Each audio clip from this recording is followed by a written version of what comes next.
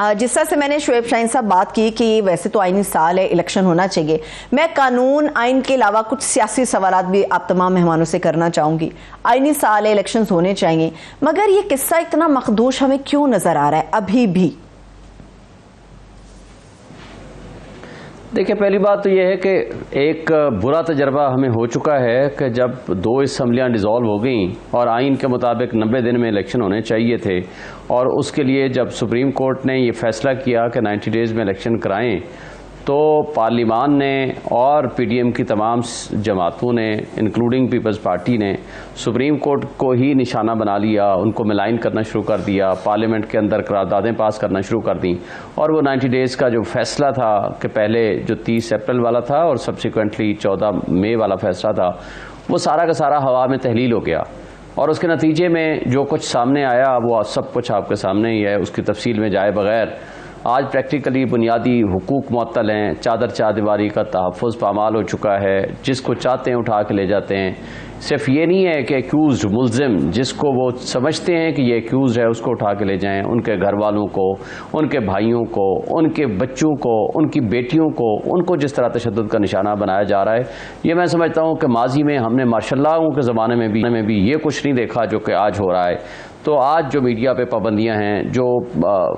PTI chairman के हवाले से पाबंदियां हैं, वो सारी चीज़ें आपके सामने हैं, मैं उसकी तफसील में जाए बगैर। तो ये वो बिटर एक्सपीरियंस है जिसके नतीजे में आज भी प्रैक्टिकली आइन मुअत्तल है। आइन की जब बात करते हैं तो आइन तो बड़ा क्लियर है कि पहले इलेक्शंस भी 90 डेज़ में होने चाहिए थे। 90 डेज़ ही आइन ये कहता है कि इंटरम सेटअप आया है, इंटरम सेटअप जो दोनों सूबों में बैठा है सिवाय इलेक्शन के वो सब कुछ कर रहा है, और आगे जो असम्बली की मुद्दत है वो 13 तारीख को ख़त्म हो जानी है, 13 अगस्त को, और 13 अगस्त से पहले अगर उन्हें डिज़ोल्व कर दी तो 90 डेज़ में इलेक्शन होंगे। अगर डिज़ोल्व नहीं करते on the expiry of the term of 5 years, वो 60 डेज़ में इलेक्शन होने चाहिए, और उस पर किसी किस्म का कोई इबहाम नहीं है। लेकिन मसला ये है कि इबहाम इसलिए है कि आज भी पीडीएम की जमातें इसके बारे में खुद मुतमैन नहीं हैं। कुछ लोग उसमें से कहते हैं कि जी ये अपनी मुद्दत पूरी करके ख़त्म हो जाएगा, वक्त पे इलेक्शन हो जाएगा, लेकिन आज भी ये बहाम है कि क्या वक्त पे इलेक्शन होगा या नहीं होगा, या कल इंटरम सेटअप आके बैठ जाए। और जो ये रीजंस खुद देते थे पीडीएम की जमातें कि जनाब ये आइन में नहीं लिखा है कि 90 डेज़ में अगर इलेक्शन नहीं होते तो उसके बाद क्या होगा, उसके बाद तो फिर ज़ियाउल हक वाला मार्शल ही हुआ ना, कि जो ये कहता था कि 90 डेज़ में मैं इलेक्शन कराऊंगा और 90 डेज़ में इलेक्शन नहीं करा सके, तो उसके बाद जनाब बैठे रहे 11 साल के लिए कोई इलेक्शन नहीं हुए, और अगर हुए तो बीच में लूले लंगड़े गैर जमाती।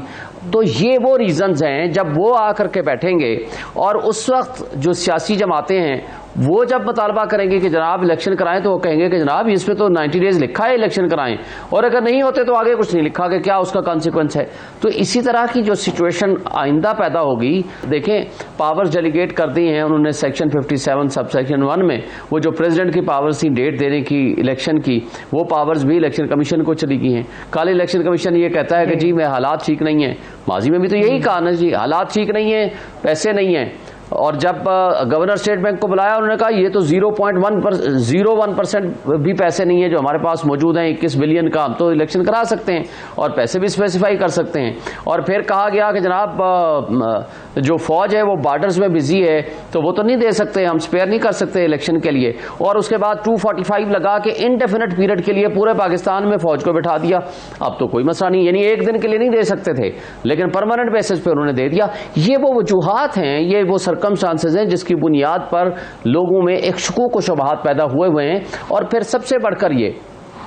कि नवाज शरीफ साहब अभी पहुंचे नहीं हैं, आए नहीं हैं, वो रजवाना साहब हमारे बड़े काबिल एहतराम साथी और भाई हैं, वो बताएंगे कि वो कब आना है, चूँकि उनको टाइम चाहिए अपने मुकदमात को ख़त्म करने के लिए, और जब तक वो नहीं आएंगे उनका जब तक लेवल प्लेइंग फील्ड उनके बकौल यानी जब तक पीटीआई को पूरी तरह क्रश नहीं कर दिया जाएगा तो वो तब तक वो इलेक्शन में नहीं शामिल होंगे। जी मेरा ख्याल है कि आमिर हसन साहब की गुफ्तगू का मैं जवाब तो तफसील से दे सकता हूँ, लेकिन देने की बजाय मैं सिर्फ 1-2 पॉइंट्स बता दूँ। देखें, आज जब हम बुनियादी इंसानी हुकूक की मुअत्तली की बात करते हैं, आइन की पामाली की बात करते हैं, तो हमारे सामने इंस्टांसेस हैं। अली मोहम्मद ख़ान को 7 मरतबा ज़मानत मिली है, 7वीं मरतबा फिर गिरफ़्तार कर लिया गया। आप शकील साहब जो हैं साबिक मिनिस्टर, उसको 7 मरतबा गिरफ्तार किया, 8वीं मरतबा 7 मरतबा उसको जमानत मिली, 8वीं मरतबा फिर गिरफ्तार कर लिया। अली नवाज अवान के कल भाई को, उसकी 4 बेटियों को और उसके बेटे को, जिसका सियासत से कोई ताल्लुक नहीं, इस्लामाबाद से MNA है, इस्लामाबाद से उठा लिया गया।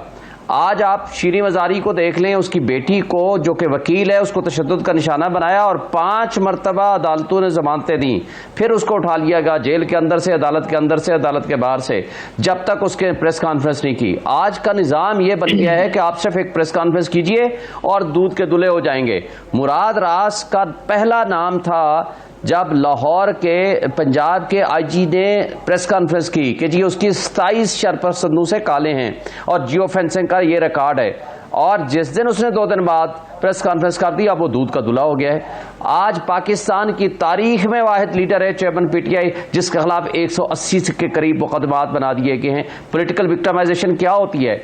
और लोटा बनाने की फैक्ट्रियां बनाई हुई हैं। बातें हम सब जानते हैं। शुएब शाहीन साहब, मुझे ये बताइए कि ओन चौधरी साहब ये जो गए हैं, चलिए ठीक है, बिल्कुल ठीक बात आप कर रहे हैं, मगर मुझे बताइए शुएब साहब के ओन चौधरी साहब सुप्रीम कोर्ट ऑफ पाकिस्तान में गए हैं, वो जो एप्लीकेशन 555 सफ़ात की लेकर गए हैं, आपको लगता है कि सुप्रीम कोर्ट उसको एंटरटेन करेगी? और सेकेंडली ये कि आपको नहीं लगता है कि इसके नतायज गंभीर होंगे कि जिस तरह से सोचा जा रहा है कि किसी तरह तहरीक इंसाफ इन इलेक्शंस का हिस्सा ना बने और जो उसके रिजल्ट सामने आएंगे उसको तस्लीम नहीं किया जाएगा, माजी के लिए वो एक धब्बे की शक्ल इख्तियार कर लेंगे, बदनुमा दाग बन जाएगा ये इलेक्शन हमारे लिए? देखिए, पहली बात तो यह है कि इलेक्शन एक्ट 2017 के मुताबिक अगर किसी पार्टी पे पाबंदी लगानी हो तो उसका तरीका है कि कैबिनेट गवर्नमेंट ऑफ पाकिस्तान ने पाबंदी लगानी है, वो डिक्लेरेशन देगी, वो पटिशन फाइल करेगी before the supreme court of Pakistan. एक आम इंडिविजुअल वो पटिशन फाइल कर ही नहीं सकता है, उसको कैपेसिटी नहीं है। PTM की जमातें और ये सारी